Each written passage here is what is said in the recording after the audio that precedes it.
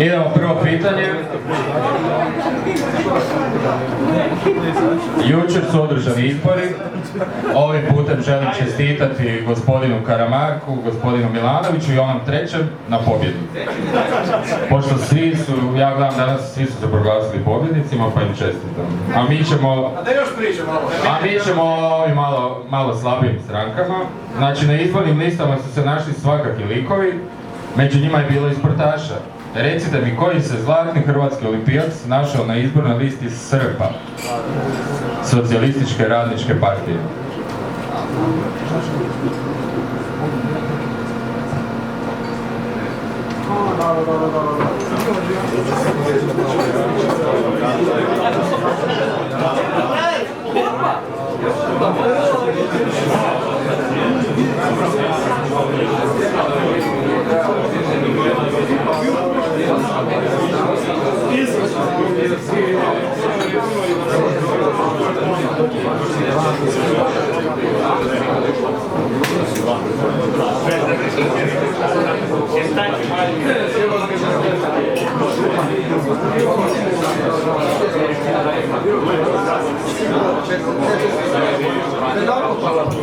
Ok, drugo pitanje.